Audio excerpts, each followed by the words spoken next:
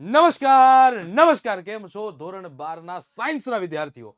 તમારા માટે તમારી 12માની પરીક્ષાનો ટાઈમ ટેબલની અંદર થયો છે ધરખમ ફેરફાર. જી હા, 4 તારીખની અંદર જે તમારું બાયોલોજીનું પેપર હતું હવે તમે આપી શકવાના નથી.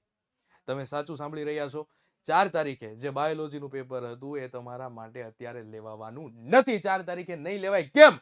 એની અંદર થયો છે ચેન્જીસ. જી હા, ગુજરાત માધ્યમિક અને ઉચ્ચતર માધ્યમિક શિક્ષણ બોર્ડ ગાંધીનગર દ્વારા જે અખબારી યાદી આવી છે તેની અંદર આ સુધારો છે તે આપવામાં આવેલો છે કે 4 તારીખે 4 માર્ચના રોજ જે આપણું બાયોલોજીનું પેપર એટલે કે જીવ વિજ્ઞાનનું પેપર જે લેવાવાનું હતું એ હવે લેવડાવવાનું છે પરીક્ષાની પાછળ.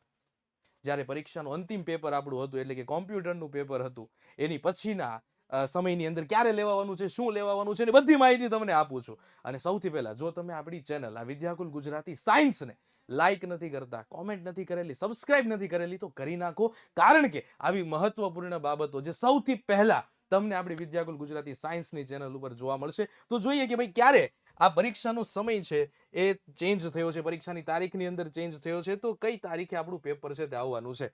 વાત કરીએ 12 વિજ્ઞાન પ્રવાહ એટલે કે સાયન્સની અંદર, 12 સાયન્સની અંદર 4/3/2026 એટલે કે 4 માર્ચના રોજ જે પેપર લેવાનું હતું બાયોલોજીનું, જીવ વિજ્ઞાનનું જે પેપર લેવાનું હતું એ હવે નવા ટાઈમ ટેબલ મુજબ, નવા ફેરફાર મુજબ હવે લેવાનું છે 16 તારીખે. 16 માર્ચના રોજ છે તે લેવાનું છે. ખાસ મગજની અંદર આ વસ્તુ છે તે ફિટ કરજો, યાદ રાખજો. 4 તારીખે આપણું જે પેપર બાયોલોજીનું લેવાનું હતું એ હવે લેવાનું નથી. 4 તારીખે પેપર છે નહીં. નવા ટાઈમ ટેબલ મુજબ આ પેપર તમને મળવાનું છે 16 તારીખે. મતલબ તૈયારી કરવાનો સમયગાળો વધી ગયો છે. તૈયારી કરવાનો સમયગાળો આપણને વધારે મળ્યો છે. તો હજુ તમે જોડાયા નથી. તમને ખબર છે કે ભાઈ આપણી વિદ્યાકુલ માટેની આઈએમપી બેચ છે તે લોન્ચ થઈ ગઈ છે.